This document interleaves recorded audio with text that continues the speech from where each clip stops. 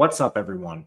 Matt Gajewski here, back again talking college football. And today we are breaking down the Kansas Jayhawks ahead of the 2025 season. If you like this content, please consider subscribing, liking the video, leaving a comment. You'd be surprised how much any of that does in getting this in front of additional viewers, helping us trying to grow. And as a small channel, that means a lot. So thank you if you have done that. Recording this early, it's May 22nd. Maybe some portal additions coming. It's sort of quieting a little bit at this point. If there's anything I missed, let me know in the comments. Always trying to get better. Let's talk about Kansas last year briefly. It was supposed to be the season of destiny, and in a lot of ways, this team did play extremely well. But they missed a bowl game. They finished 5-7, which was not what was expected of the team heading into the season. And a lot of the problems came on defense, where they were 96th. Basically, they were outside the top 90 in every major defensive category. But the other problem with the team is the pass game at times was a little volatile, largely through turnovers. They're due for some positive regression there, which we'll get into. They had a new offensive coordinator, and it took a long time for things to gel. He's now gone, so they'll be changing OCs for the second time in as many years. But this is what we have for efficiency metrics. It was Lance Leipold's fourth season. He now enters year 5. Currently, the record he has with Kansas is 22-28. Don't look too much into that. It was a complete rebuild, as much of a rebuild as you can imagine. First year went 2-10. Then they won 6 games and 9 games, made a pair of bowls. A little bit of a step back last year with a 5-7 season, but they closed strong. They won 4 of their last 6, and they beat Houston, Iowa State, BYU, and Colorado. Pretty good wins in that span. Of their losses, 2 of them they should have won mathematically based on post-game win expectancy, Illinois and UNLV. They had a 57% post-game win expectancy against Illinois, lost by single digits. 87% post-game win expectancy against UNLV, lost by single digits. Not to mention single-digit losses to West Virginia, Arizona State, and Kansas State. There are only 2 games that were very concerning. TCU, they lost by 11. Baylor, they lost by 28. Otherwise, 5 losses by single digits, 2 with a post-game win expectancy above 50%. This team should have won 7 games and made a bowl game at the very least. We mentioned the offensive coordinator position. They lose Jeff Grimes to Wisconsin.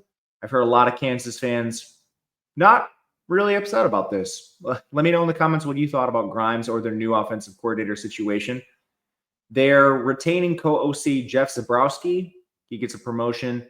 And they hired 2024 offensive coordinator Matt Lubick of Nevada. We have previous OC experience with Zabrowski. He coached the offense under this Leipold staff all the way back in the Whitewater days. You know, Leipold played or coached at Whitewater, coached at Buffalo. Now he coaches here. So these two go back a while, expecting the offense to remain fairly consistent, run heavy for the most part under Daniels, a little slower, but explosive. So offense, I'm not expecting too many changes. Hopefully it's not as scripted or predictable as it was under Grimes, which was a complaint not just of mine. I think of the Kansas public, and even the announcers were hinting at that through games last year. Defensive coordinator DK McDonald was promoted after he was the co-DC. Brian Borland retired. So McDonald gets his shot here as full-time DC. He was previously the defensive backs coach for the Philadelphia Eagles in 2023. Kansas saw a big drop in defense last year. They went from 52nd to 96 with a lot of the same player personnel. So that was an issue that they will need to correct this year with a lot of changing personnel on the back end. Let's look at talent acquisition for this team. Very hard place to recruit to historically. And that's been the case over the last 3 years. We're looking at classes that are bouncing all over the place. 25 and 23, Kansas actually ranked 73rd in both of those. And then they were 43rd last year, which was sort of a blip on the radar, but it was strong to see this team approach the top 50. They are historically one of the worst recruiting teams in the entire country as far as P4 teams go. However, retention is very good. They're retaining at least 75% of their classes the last 3 years. And they're a talent development team. They've gotten a lot out of players that aren't recruited very high. See Jalen Daniels. See players like Luke Grimm. These aren't high 4-stars that they're producing. And oftentimes putting in the next level, like a Devin Neal. And we'll see what they can do with the rest of their roster. They did it with like Cable Do Logan Brown was a player that was highly recruited, but didn't exactly get drafted where he wanted. Kind of goes both ways. Let's look at the players on the roster with the 2 deep. Here is our tool we created. You can access this if you want to join the Discord. The link is below. Basically trying to project everyone that might play snaps. We have transfers in yellow, the year of experience they have, how many snaps they played the last 2 years, what recruit they were in terms of star ranking, and then an overall value score. That looks first at your recruiting, and then the more snaps you play, the less it looks at recruiting, the more it looks at on-field play. So for Kansas, the theme is transition at a lot of positions. Quarterback is not one of them. They are returning Jalen Daniels. He's had a little bit of a tumultuous career. It started out pretty down, but he was forced into action as the 3-star freshman and not a highly recruited one. Then got better. We saw the change in staff. We have Kotelnicki, his offensive coordinator. Immense highs from 22 to 23. Battled a lot of injuries in that span, but he completed 66% of his passes for 8.8 yards per attempt, nearly first down every time he threw. 18 touchdowns, 4 picks, 16 big-time throws, 9 turnover-worthy plays, and 425 yards. That was in 2022. Gets injured in 23 after 3 games, comes back for 24. They have Jeff Grimes in replacement of Andy Kotelnicki, and it was a bit kind of a disaster in his first season under Grimes. Completion percentage dropped to 57%. He did pass for 2,454 yards, 8.2 yards per attempt was solid, but 14 touchdowns, 12 interceptions, 22 big-time throws, 15 turnover-worthy plays. Daniels still had pretty solid efficiency metrics in that span. Ran a little cold in the turnover-worthy plays. Still very mobile. 439 yards at 4.7 yards per carry. He's 6'1", 220, so he has good size. And he only took 9 sacks all season long. He had a 10% pressure to sack ratio. That was one of the best numbers in the country. The offense is going to ride as Daniels goes, and hopefully under the new system, well, not really new, but the changing OC, that they can coax a little more out of him. They don't have much behind him. Former walk-on Cole Ballard is still there. He's played a little bit in his career. They have a 3-star redshirt freshman, Isaiah Marshall. Quarterback room lacks a lot of talent. We did see Cole Ballard start a game in the past, and he played really well. It was a Kotelnicki team, so my thought is that Kotelnicki just is so strong as OC, he put together a game plan that the walk-on could execute. After the drop-off we saw from Daniels last year, I really hesitate to believe anyone is capable of doing that on the staff, but you never know. Anyway, they need Daniels to stay healthy. That's been a problem through his career. If he is out there and they can maximize his talent, we've seen the highs that Kansas can reach. Running back. They replace Devin Neal. They go out and add LaShawn Williams from Iowa. He's 5'10", 214. Only played in 3 games last year after he got beat out by Caleb Johnson. Best season came in 2023. Rushed for 821 yards. That was 4.8 yards per carry. Caught 12 passes. Yards after contact and forced missed tackles are a little below average, which makes me think that Daniel Highshaw is still going to be a big part of this backfield, if not run ahead of Williams. He's 5'10", 210. Efficient change of pace through his career, just unlucky to play with Devin Neal. He has 1,493 career yards on 282 carries. That's 5.3 yards per carry, 12 catches, which is a little low. I thought this would be higher after Highshaw's a special teamer, returns kickoffs. So I thought maybe we would have better catching numbers, but alas, I think it's there, just hasn't been asked of him. Anyway, his efficiency numbers, forced missed tackles, yards after contact have been better than LaShawn Williams. So to me, it's kind of how much do you value the Big Ten over the Big 12 in the schedule Kansas plays? I think it's going to be a committee. We'll see to what degree. They also returned second-year player Harry Stewart III and third-year player Johnny Thompson Jr. Both played 11 snaps last year, 3 stars. Position not quite as deep as it's been in years prior. Wide receiver is a really tricky position for Kansas because they lost their top 3 in Luke Grimm, Quentin Skinner, and Lawrence Arnold. To replace them, they added 4 transfers: Emmanuel Henderson Jr. from Alabama, Cam Pickett from Ball State, Bryson Canty from Columbia, and Levi Wentz from Albany. Henderson is by far the highest recruit. Comes over from Alabama, former 4-star. Has just 5 catches through 3 seasons. He's 6'1", 187. Plays out wide about 70% of the time. He's the highest recruit in a room that is a lot thinner than what Alabama has. So he should play with this kind of talent. Cam Pickett, from Ball State. He's 6 feet 191, caught 49 balls for 528 yards. Played out wide 86% of the time. Yards per route was decent at 1.48. I'm not sure who's going to play out of these three transfers. That is Pickett, Canty, and Wentz. They all come from lower levels, but first and foremost, Pickett comes from the highest of them, but he was the least productive. Moving to the FCS transfers, Canty is 6'2", 200 pounds, caught 43 passes for 760 yards. Another perimeter receiver, played out wide 77% of the time. Elite 2.97 yards per route at his level of competition. Again, that's Columbia. It's the Ivy League. It is what it is. And then Wentz, he's 6'2", 205, caught 39 balls for 621 yards with Albany. He's a little bit easier to justify because he originally played with Old Dominion and then had to transfer down. Played out wide 97% of the time, 1.77 yards per route. I think at least two of these receivers play.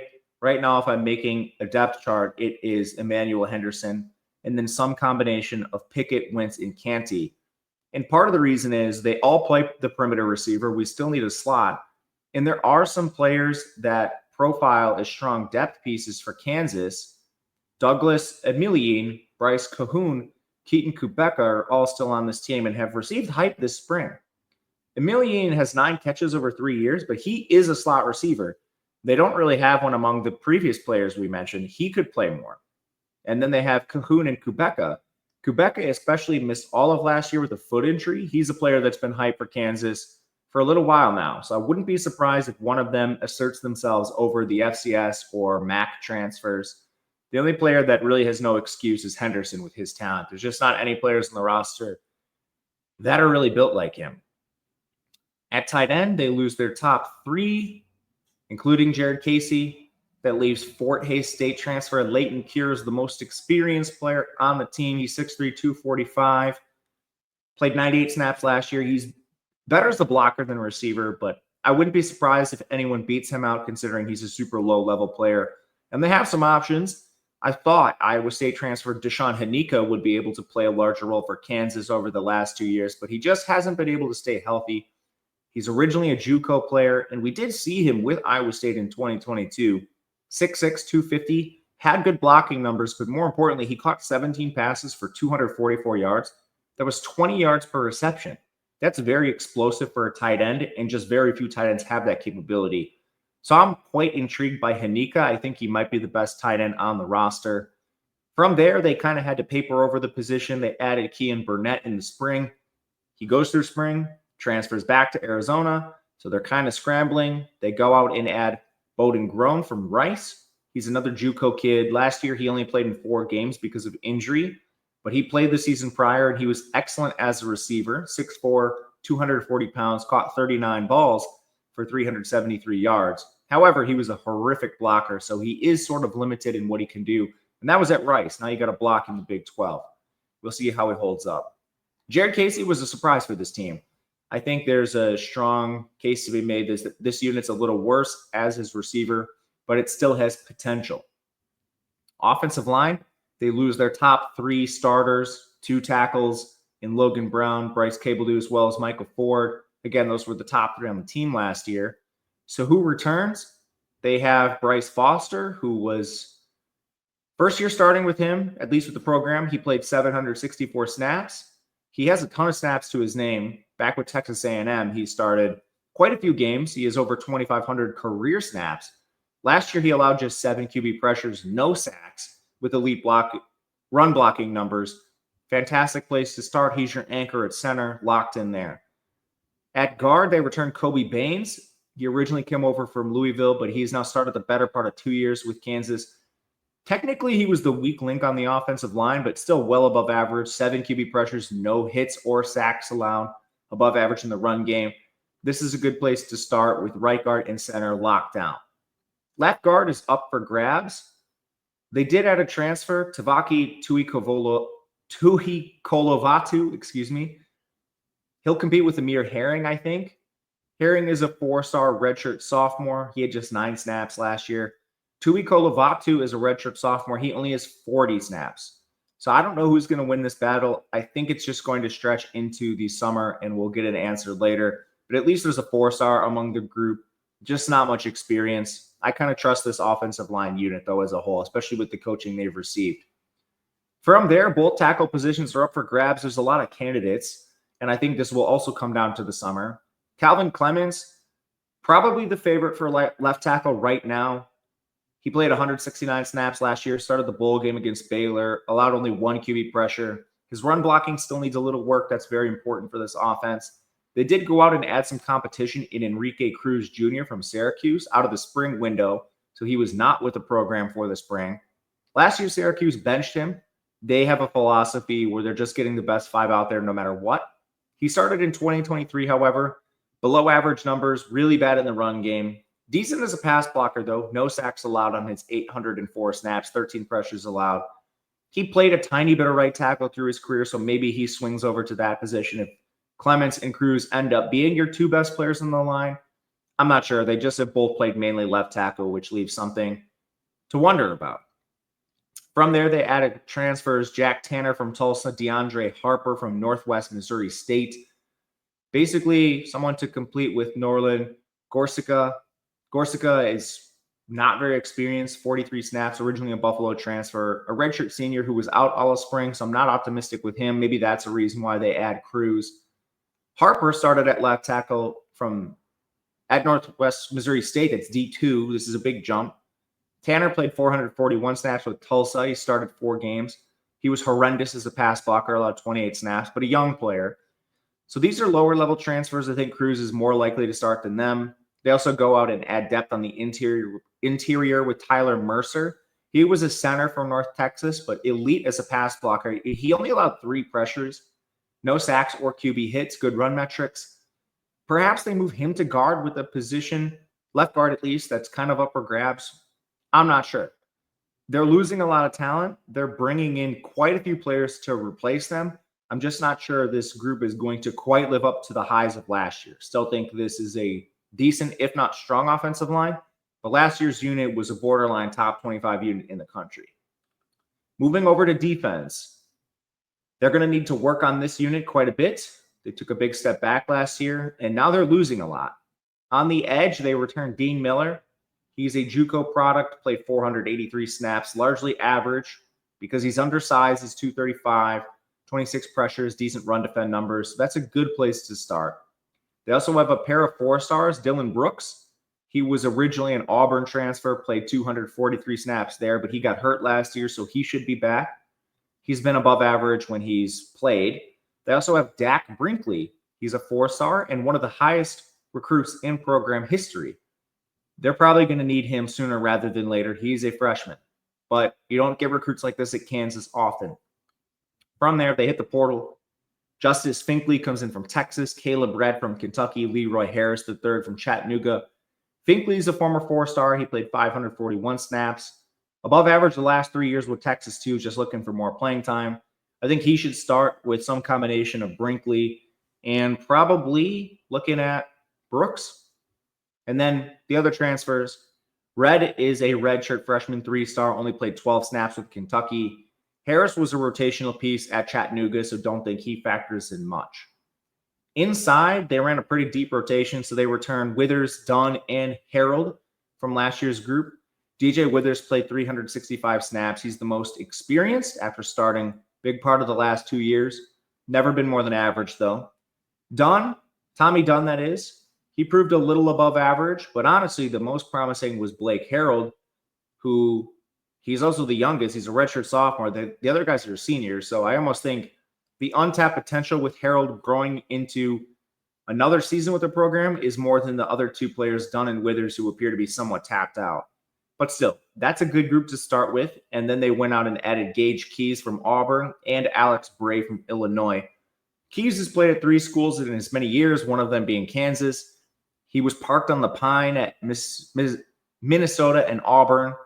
Played 2023 season with Kansas. They gave him 301 snaps. That was the most out of any of those schools. So now after the pit stop at Auburn, he elects to return.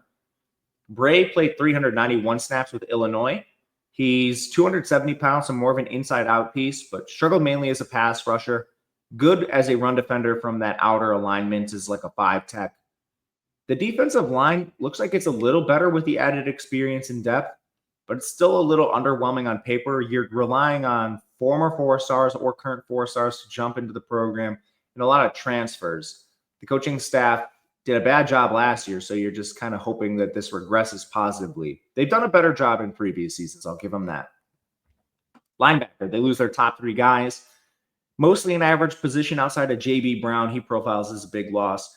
They're papering over this in the portal. They get Bengali Kamara from South Carolina and Pittsburgh, Joseph Sipp Jr. from Bowling Green, and Trey Lathan from West Virginia. Kamara, when he was with Pittsburgh, he started 2 seasons in 22 and 23. Last year, he only played in 4 games with South Carolina to preserve that red shirt, presumably to get more playing time. When he's been on the field, he's been awesome. He had 55 tackles in 23 as a starter, so he should start. Joseph Sipp, he's a 2-year starter with Bowling Green. He did display improvement every year he was there. Last year, he was second on the team with 79 tackles and 12 tackles for loss. He needs some work in coverage, though. 83% percentage of passes in his coverage were completed. That was a dumb way to say that. He allowed an 83% completion percentage. Lathan, he became a full-time starter with West Virginia last year, struggled a lot. He was better as a rotational player in 23. So I don't know. He should be behind Kamara and Sipp. We'll see where that goes. The only other player worth mentioning is Jason Gilliam. He's sort of a defensive back linebacker hybrid. He has seen his snaps decline each of the last 2 years because of poor play. Defensive back, a unit that had some problems. They do lose their best players, which is an additional problem. Mello Dotson and Kobe Bryant are gone, so there's a ton to replace. They go to the portal. They add Jaleel Hurley from Bama, DJ Graham from Utah State, Laquan Robinson from Auburn, and Saeed Gibbs from Georgia Tech. That's just at corner. More coming at safety. Hurley should start. He's a 6'2", 4-star redshirt sophomore. 4-star. I hope you guys can hear that. It was so distracting. I'm recording this before 6 in the morning. The first number on my clock is a 5. Unbelievable. Sorry. Jaleel Hurley, back to him. He's a 6'2", redshirt sophomore, 4-star. Only played 19 snaps with Bama, but that's easier said than done. He should get significantly more playing time here with the reduced competition. Expect him to play quite a bit. Graham played his first 3 years with Oklahoma, and he actually started one of those years too in 2022. 557 above average snaps. Transfers down to Utah State last year where he was strong, 64% completion percentage allowed. The only problem is he did allow 4 scores, so a little bit of a gambler reputation for Graham. Robinson only played 5 snaps with Auburn. Before he was a JUCO product, so candidate to maybe play in the slot or safety. Gibbs went to Georgia Tech last year, struggled in 6 starts, depth piece in other games. He's originally a Rhode Island transfer, so Robinson and Gibbs are a little lower level. Hurley and Graham are the 2 better players in this group. As for incumbents on the team that might see some time, you have Jalen Todd. He's been getting a lot of hype after played 151 snaps last year. Started against Colorado and held his own, so that 1 start helps him. They also have former Utah State transfer Devin Dye. He was a transfer last year. He struggled with Kansas, but he started at Utah State before. Kind of bounced between the safety position and the slot, but the step back is concerning. His brother, Jalen Dye, faced similar struggles when he was bouncing between safety and the slot, but Jalen Dye got hurt in week 5. Maybe one of them plays the slot or safety. I'm not sure. The only true safety I feel good about is Taylor Davis, who returns after 317 snaps. He was a starter for 4 of the games, played a little above average. Better in the run game for sure. He did allow 11 of his 12 targets to be completed. The other safety spot, again, it might be one of the Dyes. It might be Laquan Robinson or Mason Ellis played 56 snaps last year. Kansas does have a 4-star corner in Austin Alexander on the roster who may need to play sooner rather than later. The bottom line here is that Taylor Davis is really the only player I think starts for sure. I have some pretty good confidence that Jaleel Hurley from Bama starts and DJ Graham, but there's a lot to be figured out in the secondary. And this could be a unit that struggles a little bit this year if they can't piece it together. Almost every face is new in this program in the secondary. At kicker, they go out and add South Alabama transfer Laith Marjan. He missed 2 extra points last year out of 42 attempts, but he was nearly perfect on field goals. He went 16 of 17. His only miss came beyond 50 yards. Perfect inside 50. Ended up as the 50th most efficient kicker in college football last season. So to sum up Kansas State before we talk the roster, there's a lot of change. Defense, there's a ton of turnover, especially in the secondary. That's a big concern. Linebackers entirely new. Defensive line is probably the strongest unit. Offense, they do retain Jalen Daniels, but essentially turnover at every other position, including 3 on the offensive line. It could be tricky for Kansas to put it all together, but luckily they do get a runway. Here is their schedule. They play week 0 games. So first and foremost, you'll see there's a gap here between week 2 and week 4. They have a bye. So the teams that play week 0, they get 3 byes. So Kansas will have a week 3 bye, a week 8 bye, and a week 12 bye. It's actually pretty nice having those 3 breaks. They do get a runway. So you play Fresno State, you play Wagner. Those are 2 games you can absolutely win with all of the change on your roster. Week 2, you go to Missouri. You're going to be a big underdog in that game. It is what it is. Probably a loss and a 2-1 start to your season. But from there, they get the week 3 bye before they jump into conference play. It's a pretty good runway to get yourself together as you play some of the better teams on the schedule. It's definitely not an easy team in conference. They do play the top 3 teams in the league, Kansas State, Texas Tech, and Utah, at least according to postseason odds. They do dodge Arizona State and Baylor from that group, so it's not all difficult. And they do face 4 of the teams towards the bottom of the postseason odds for the Big 12 in Arizona, West Virginia, Oklahoma State, and UCF. So if you just look at the games they're clear favorites in, you have 6 of them. Fresno State, Wagner, and then the latter 4 we just mentioned. A couple games where you're probably pretty close to neutral, and then a few games where you're an underdog, but I don't even think the underdog role could be that strong. Big 12 is a very volatile conference, so depending on how Kansas State, Texas Tech, and Utah shake out this year, there's a lot of changes with some of those programs. Maybe they're not as much of an underdog as we think. To sum all this up, I believe Kansas is a bowl team this year with all of the change just based on what they have to play. Winning the conference might be a different story, and you need to win the conference to get to the playoff in this conference. We'll see what they can do. But let me know who you want to hear about next. If you have any comments, feedback, would love to hear it. Until next time, good luck, everyone. We'll see you later.